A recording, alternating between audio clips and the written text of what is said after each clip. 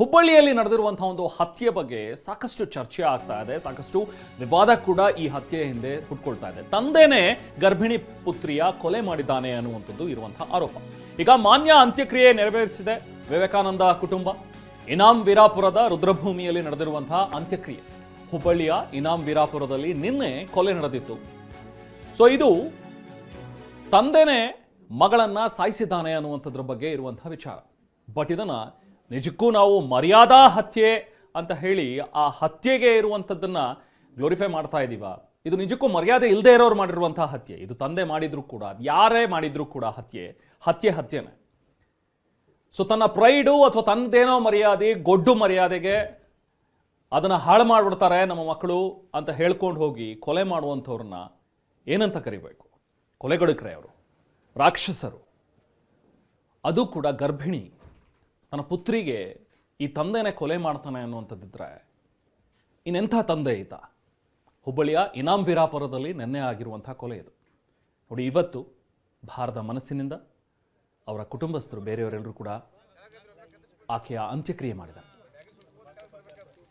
ಮಾನ್ಯ ಆಕೆಯ ಹೆಸರು, ಆಕೆ ಗರ್ಭಿಣಿ. ಅಂದರೆ ಇಲ್ಲಿ ಒಂದಲ್ಲ ಕೊಲೆ ನಡೆದಿರೋದು, ಎರಡು ಹತ್ಯೆ ಇದೆ. ಒಂದು, ಆಕೆ ಬಾಳಿ ಬದುಕಬೇಕಾಗಿದ್ದಂತಹ ಮಾನ್ಯ, ಇನ್ನೂ ಕೂಡ ಪ್ರಪಂಚಕ್ಕೆ ಕಾಲಿಡದೆ ಇರುವಂತಹ ಒಂದು ಮಗು. ಆ ಕುಡಿಯನ್ನ ಅಲ್ಲೇ ಚ್ಯೂಟ್ ಹಾಕಿದ್ದಾರೆ, ಹೊಟ್ಟೆಲ್ಲೇ ಕಮರಿ ಹೋಗಿದೆ ಆ ಕುಡಿ.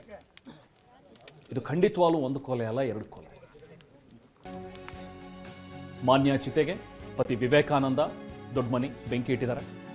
ಪೊಲೀಸ್ ಬಿಗಿ ಭದ್ರತೆಯಲ್ಲಿ ನಡೆದಿರುವಂತಹ ಮಾನ್ಯ ಅಂತ್ಯ ಸಂಸ್ಕಾರ. ಮಾನ್ಯ ಅಂತ್ಯಕ್ರಿಯೆಯನ್ನು ವಿವೇಕಾನಂದ ಕುಟುಂಬದವರು ಸೇರಿ ನೆರವೇರಿಸಿದ್ದಾರೆ. ಮಗಳ ಅಂತಿಮ ದರ್ಶನ ಮಾಡೋದಕ್ಕೂ ಕೂಡ ಮಾನ್ಯ ಪೋಷಕರು ಬಂದಿಲ್ಲ. ಇನ್ನೆಂಥ ದ್ವೇಷ ಹಾಗಾದರೆ ಮಕ್ಕಳ ಮೇಲೆ? ಅಂತ್ಯಕ್ರಿಯೆ ವೇಳೆ ದಲಿತ ಪರ ಸಂಘಟನೆಯ ಕಾರ್ಯಕರ್ತರು ಭಾಗಿಯಾಗಿದ್ದರು. ಹುಬ್ಬಳ್ಳಿ ತಾಲೂಕಿನ ಇನಾಂ ವೀರಾಪುರದಲ್ಲಿ ನಿನ್ನೆ ನಡೆದಿದ್ದಂತಹ ಹತ್ಯೆ. ಇವರೆಲ್ಲರೂ ಕೂಡ ನ್ಯಾಯ ಸಿಗಬೇಕು ಅಂತ ಹೇಳಿ ಹೋರಾಟವನ್ನು ಕೂಡ ಮಾಡ್ತಾ ಇದ್ದಾರೆ. ಬಟ್ ನೋಡಿ, ಮಾನವೀಯತೆನೇ ಸತ್ತೋಗಿದೆಯಾ ಅನ್ನುವಂಥದ್ದು ಸಹಜವಾಗಿ ಕಾಡುವಂಥ ಪ್ರಶ್ನೆ. ತಮ್ಮ ಇಷ್ಟದ ವಿರುದ್ಧವಾಗಿ ತಮ್ಮ ಮಕ್ಕಳು ನಡ್ಕೊಂಡ್ರು ಅನ್ನೋ ಒಂದೇ ಒಂದು ಕಾರಣಕ್ಕೋಸ್ಕರ, ಅದು ಕೂಡ ಅವ್ರ ಜೀವನ, ಅವ್ರ ಬದುಕು. ಕೆಲವೊಂದ್ಸತಿ ಆಗತ್ತೆ, ಹೌದು, ಮಕ್ಕಳಿಗೆ ಅವ್ರದೇ ಆದಂಥ ಬದುಕನ್ನು ರೂಪಿಸ್ಕೊಳ್ಬೇಕಾದಂತಹ ಸ್ವಾತಂತ್ರ್ಯವನ್ನು ಪ್ರತಿಯೊಂದು ಪೋಷಕರು ಕೊಡಲೇಬೇಕು. ಈಗ ನಮ್ಮ ಇಷ್ಟ ಮೀರಿ ಪೋಷಕರ ಇಷ್ಟಕ್ಕೆ ವಿರುದ್ಧವಾಗಿ ಮಕ್ಕಳು ಹೋದ್ರು ಅಂತ ಹೇಳಿದ ತಕ್ಷಣ ಅವ್ರನ್ನ ಮಕ್ಕಳೇ ಅಲ್ಲ, ಅವ್ರನ್ನ ಸಾಯಿಸೇ ಬಿಡ್ತೀವಿ ಅಂತ ಹೇಳುವಂತಹ ಪ್ರವೃತ್ತಿ, ಇದು ಮಾನವೀಯತೆ ಖಂಡಿತವಾಗ್ಲೂ ಅಲ್ಲ.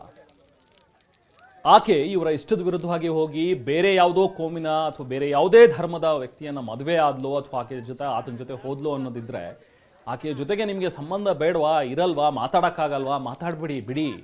ಹಾಗಂತ ಹೋಗಿ ಆಕೆಯನ್ನ, ಆಕೆ ಕುಟುಂಬದವ್ರನ್ನ, ಆಕೆ ಹುಟ್ಟುವಂಥ ಮಗುವನ್ನೆಲ್ಲನೂ ಸಾಯಿಸೋ ಮಟ್ಟಕ್ಕೆ ನೀವು ಹೋಗ್ತೀರಿ ಅಂತ ಹೇಳಿದ್ರೆ ನೀವು ಮನುಷ್ಯರು ಖಂಡಿತ ಅಲ್ಲ.